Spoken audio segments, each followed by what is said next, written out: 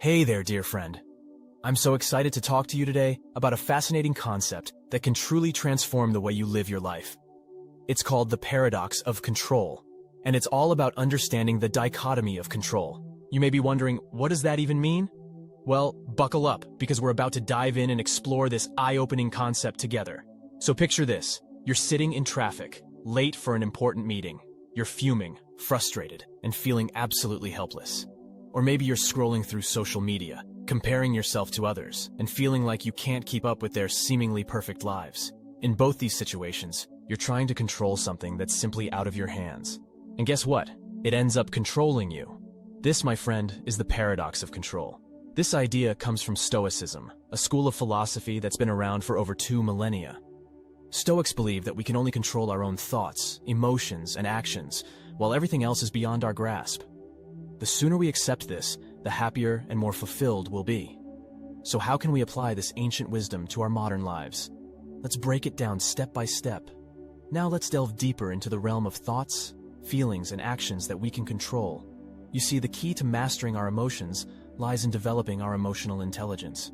Emotional intelligence, or EQ, is the ability to recognize, understand, and manage our own emotions and the emotions of others. It's a crucial skill that allows us to navigate the complex landscape of our inner lives and interpersonal relationships effectively.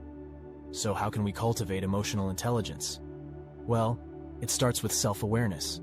We must first learn to identify and acknowledge our emotions as they arise. This involves paying attention to both our internal sensations and external triggers. For instance, if you notice a knot in your stomach or an increase in heart rate, ask yourself, what am I feeling and what's causing this emotion? Developing this level of self-awareness takes practice, but it's an essential first step in learning to control our thoughts, feelings, and actions. Next, we need to practice self-regulation. This means learning to manage our emotions in a healthy, constructive way. For example, let's say you're feeling angry about a disagreement with a coworker. Instead of lashing out or suppressing your anger, try taking a few deep breaths or going for a short walk to clear your head. Then, when you're calmer, consider addressing the issue in a respectful and assertive manner.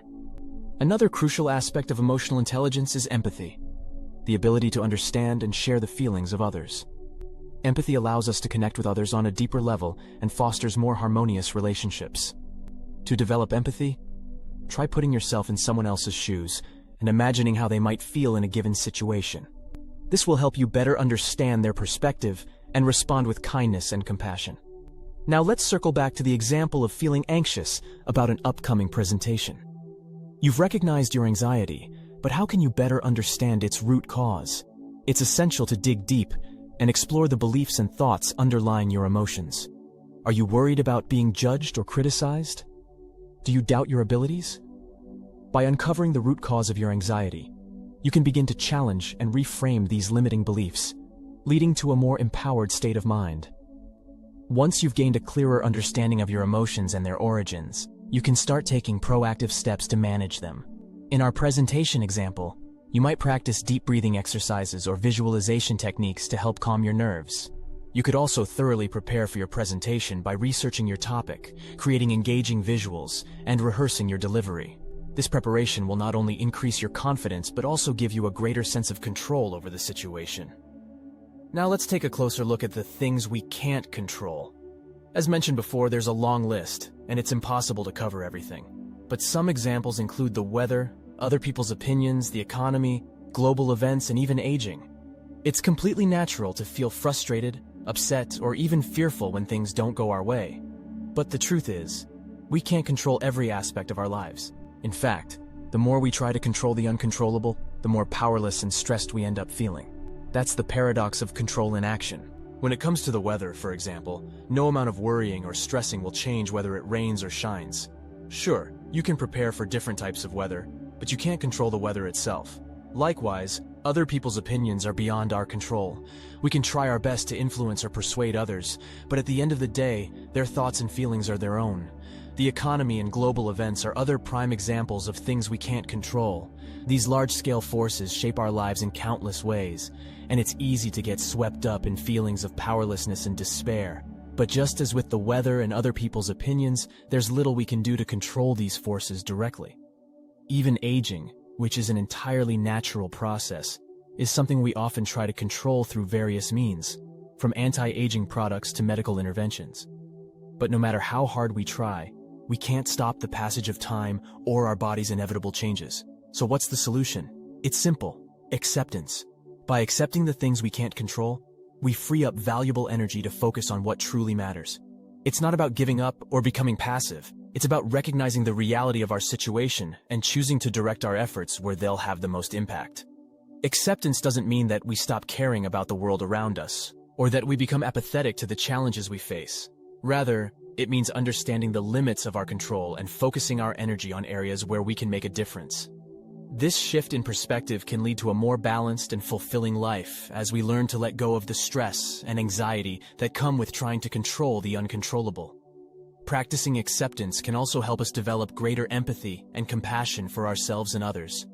When we recognize that we're all subject to forces beyond our control, it becomes easier to extend understanding and support to those around us, even when their actions or opinions might differ from our own. Let's go back to that traffic jam example. Instead of getting frustrated and angry, you can choose to accept that you can't control the traffic. What you can control is how you react to the situation. You could take deep breaths, listen to a podcast, or call a friend to pass the time. By accepting the things you can't control and focusing on what you can, you'll find that your stress levels decrease and your overall sense of well-being improves. The same goes for comparing yourself to others on social media. The truth is, you can't control how successful or happy other people appear to be, but you can control your own mindset and actions. Focus on your own goals, celebrate your accomplishments, and remember that social media only shows a curated version of people's lives. By redirecting your energy to what you can control, you'll be happier and more fulfilled in your own journey. Now, you might be wondering how to put this idea into practice. Well, it all starts with awareness. Begin by paying attention to the moments when you're trying to control things that are out of your hands. Are you obsessing over a friend's opinion? Worrying about the outcome of a situation that hasn't even happened yet? The more aware you become of these patterns, the easier it will be to shift your focus towards what you can control. Once you've identified the areas where you're struggling with control, it's time to take action. Start by asking yourself, what can I control in this situation? This simple question can be a powerful tool to help you refocus your energy on what truly matters. Remember, you're not trying to change the situation itself. You're focusing on your thoughts, emotions, and actions within that context. As you practice this mindset shift, you'll likely notice some incredible benefits. First and foremost, you'll feel more empowered. Instead of being at the mercy of external circumstances, you'll be in the driver's seat, actively shaping your own experience. You'll also find that your relationships improve, as you'll be better equipped to let go of unrealistic expectations and communicate more openly with others. Another benefit of embracing the paradox of control is that it can lead to increased resilience. Life is full of ups and downs, and the ability to adapt and bounce back from challenges is essential for long-term well-being. By focusing on what you can control, you'll be better equipped to handle setbacks and find creative solutions to problems. Of course, it's important to acknowledge that letting go of control isn't always easy. We're wired to seek certainty and predictability, and it can be deeply uncomfortable to embrace the unknown. However, the more you practice accepting the things you can't control, the more you'll discover the hidden power of surrender. So, are you ready to break free from the paradox of control and start living a more empowered, fulfilling life? It all starts with understanding the dichotomy of control and choosing to focus your energy where it truly matters. Embrace the wisdom of the Stoics and remember, what you try to control, controls you. As you embark on this journey, be gentle with yourself. Changing deeply ingrained patterns takes time and patience, but the rewards are well worth the effort. Celebrate your progress, and remember that each small step towards greater self-awareness and acceptance is a victory in itself. Before we part ways, I want to leave you with one final thought. The paradox of control may seem like a simple concept, but its implications are profound. By learning to let go of what you can't control, you're not only freeing yourself from unnecessary stress and frustration, you're also opening the door to greater personal growth, deeper connections, and a life that's truly aligned with your values and aspirations. Thank you for joining me on this journey into the paradox of control. I hope you found our time together inspiring, enlightening, and empowering. Now go out there and seize the day, focusing on what truly matters and embracing the beautiful, unpredictable chaos of life.